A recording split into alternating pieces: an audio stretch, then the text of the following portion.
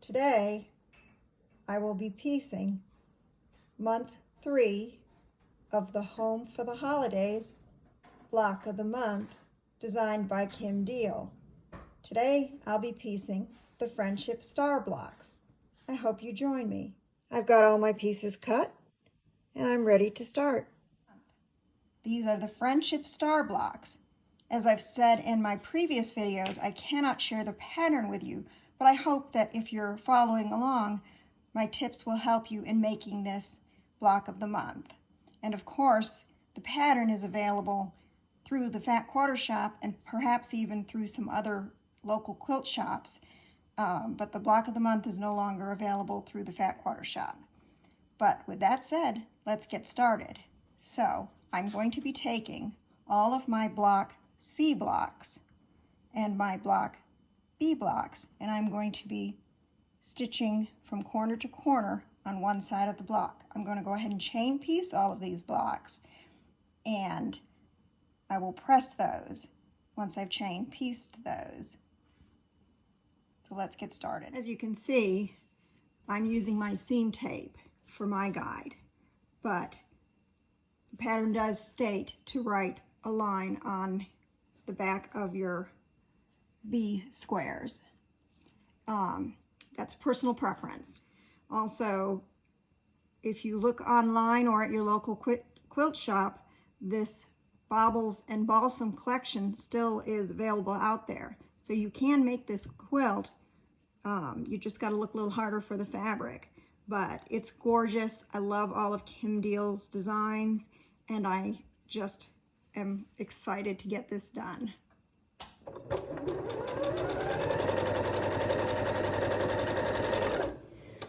So I'll go ahead and chain piece all of these up, get them pressed, and we'll go on to the next step.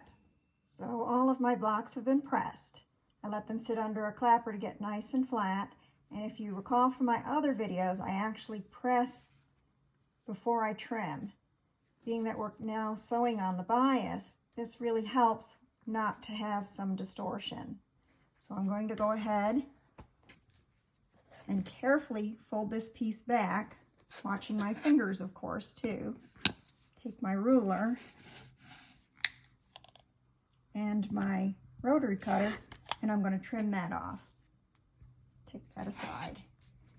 Now I'll go ahead, before I start the next part of this block, I'm going to go ahead and square all of these up once I've trimmed them, and then move on to the next step.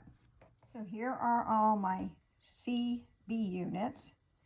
They've been pressed, trimmed, and squared up. If you've accurately sewn, you should have little or no squaring up to do, but I like to square up in between each piece. The next step I'm going to do is now take the rest of the B pieces,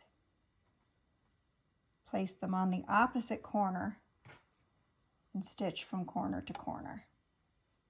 I'm again lining up with my seam tape that's on my machine. One thing I have to say, this is my first block of the month I've done through Fat Quarter Shop, and I'm really impressed at the amount of fabric that you get in each month.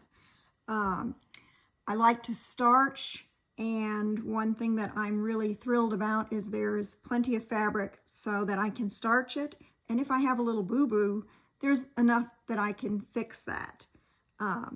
One of the reasons I like to starch is it really gives me these crisp corners and pieces to work with. There's not a lot of fraying, but starching is purely an option. But I love to do it. I was shown that early on in my quilting, and I really absolutely love being able to starch. Most things can be starched, but you do have to be real careful if it's a kit, a charm square, or a layer cake, because you do get shrinkage. Fat quarters, even depending on how much is used in your pattern, you want to be really careful about reading your pattern through before you go ahead and starch. I usually see about 1/4 inch on one side of a charm pack or a layer cake for shrinkage, so keep that in mind.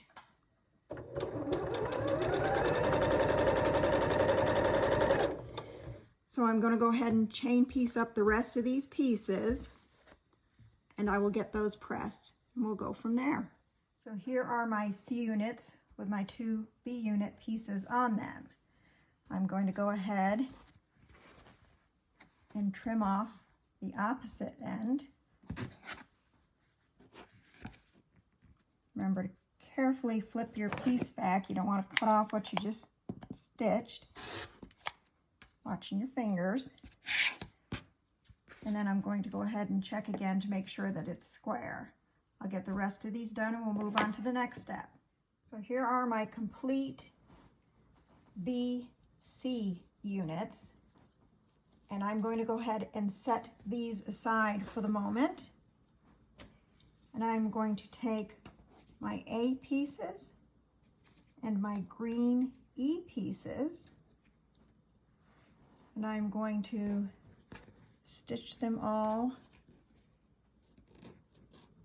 together like so, pressing towards the dark. You want to be extra careful when you're stitching these AE pieces because they are not square. So you want to double check your pattern to make sure which side you're going to be stitching on so that they come out the correct size.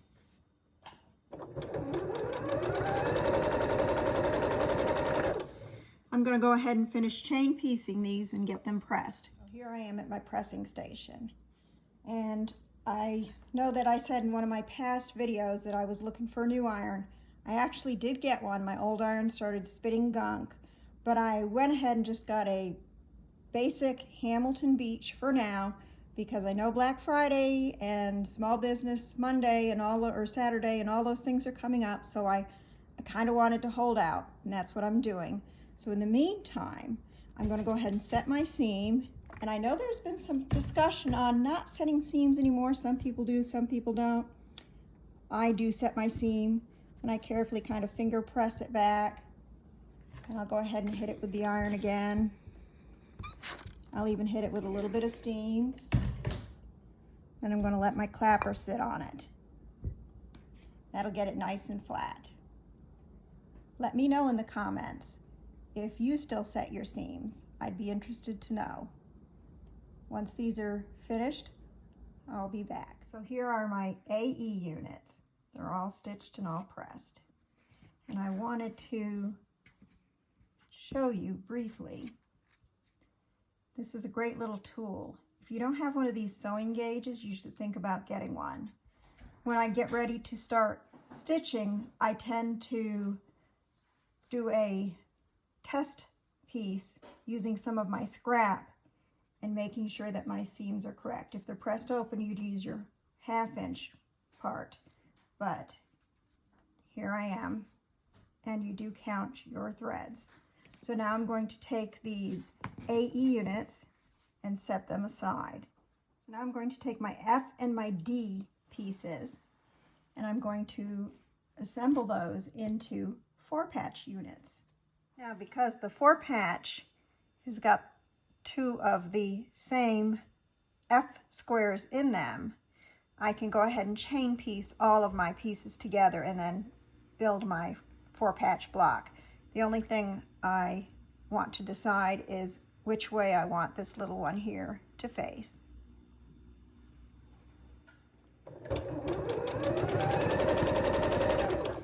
So once I finish stitching these sections, I'll give them a good press. I will press them all towards the dark, and my seams should nest nicely when I get ready to make my 2 parts sewn together for the 4-patch. So here are my DF units. I've matched them up together. You should have 4. Here's my 4th. And I went ahead and matched my seams up and put a clip on it. I'll do that with the rest of these and get them stitched. I didn't have to worry about which color goes where because each of my red squares is a different color.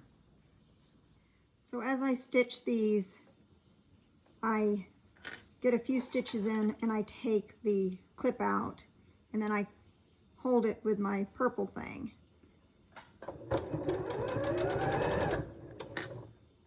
I find that to be helpful. I'm not a big fan of trying to just feel the where the seams nest and then run it through the machine. I just don't have as good of luck with that.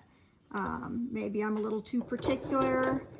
Maybe my fingers don't work like they used to, but I like doing it this way. It works good for me.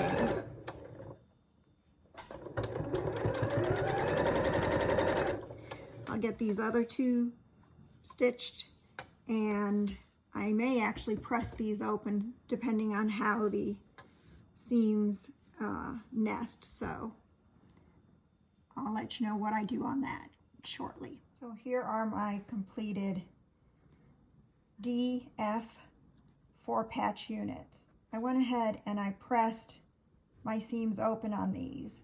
I know that there are ways you can do this. I've done the pressing where you press to the dark on each one and you do the split seam in the middle. There were only 4 of these. The seam really doesn't make a difference as you put this block together, so I just went ahead and pressed my seams open. Now it's time to build the block. To build this block, you're going to need your AE 4-patch unit. You'll want 4 of your DF green and background units and 4 of your red and background BC units. I'm going to set my other 3 out to make sure that I don't have any duplicates on my colors if I can help it, and then I will start building my blocks together. I will say, if you have got all of your yellow pieces here going in the same direction, you want to be sure and keep an eye out for that when you're building your piece. So here are my Friendship Star units, and I'm pretty happy with how I have placed these out. So I'm going to get ready and start stitching the rows and building my blocks. I've gone ahead and I've paired up all my pieces that I'm getting ready to sew so that I can stitch them as chain piecing. There aren't any seams that I needed to match up, but this way it helps to keep me from getting them confused. There are a couple of blocks that will match up after they're sewn, but I didn't need to worry about nesting any seams. So I'm going to go ahead and start stitching these. I did take a picture of them all laid out so that if for some reason I get these mixed up while I'm going through, then I can easily sort back through and figure out what I need to place where. So as I continue to stitch these, I just wanted to remind you on this project, I'm using an Aurifil thread. It's kind of a ecru off-white color, and I have my stitch length set at 2.0. I like to stitch with a slightly tighter length. It helps to keep things from unraveling.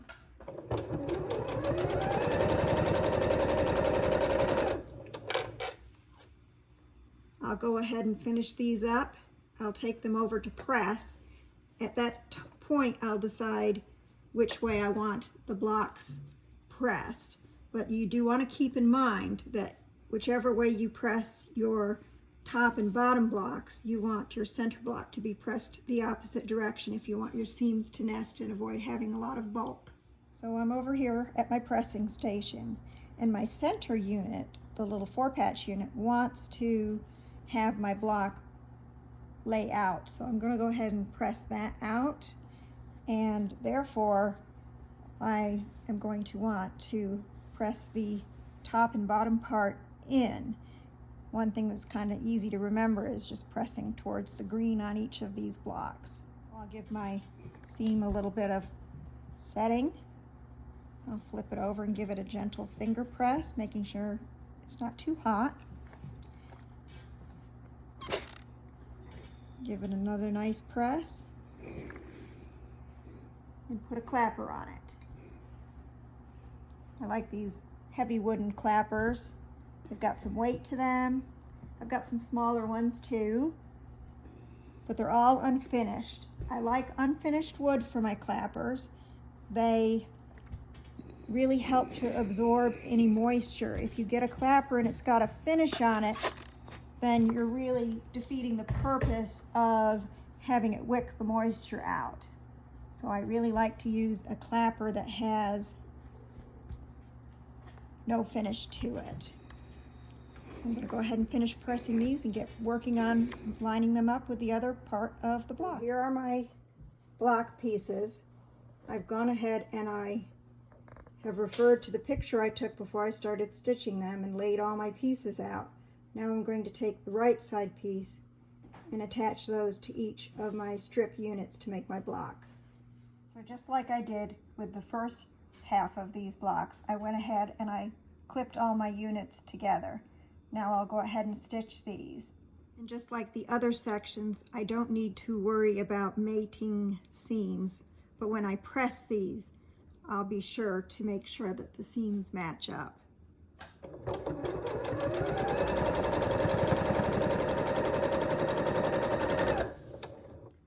So here are my blocks, and as I did in the first half, I'm going to press the center out. And I'm going to press the top and the bottom blocks in. So each will go towards the green. That'll help those seams to nest. So I've gone ahead and referred back to my picture again, and now I've placed my block segments in their appropriate positions. Now I'm going to get ready to stitch together the seams, and because of the way that I pressed them, they should nest nicely. So I'll go ahead and get these all clipped together and start stitching. So I've matched up my 4 block sets to do the first half of finishing these blocks, and I will point out to you I've got just a little bit of a bump on that. I'll have that feed dogs down. When it goes through, it will help to take that little bit of excess out, and then when I press it, you shouldn't even be able to tell. So let's get these stitched. I've got my blocks over at my pressing station, and they want to fall towards the top and bottom. So I've gone ahead and set my seams, and I've done a little bit of a finger press. I'm going to go ahead and press these and get them sitting under the clapper, hit them with a little steam. So I get a nice press on that. And these even matched up pretty good in these corners, which is nice. That's what you want to see. Set the clapper on there and get ready to attach the bottom. All right, I have matched up all of my seams on my other half of this block, and I'm stitching them together. The center seams nested very nicely. And as you can see, I've got them clipped where they nest.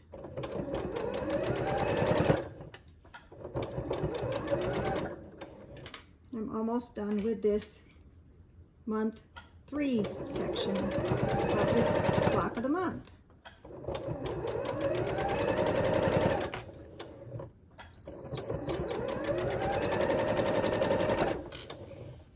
Getting a little bit cold here. We're going to have a really big cold snap. So I'm trying to stitch with some warm fuzzy socks on, and every so often my foot slips off my foot pedal, so it makes my machine beep.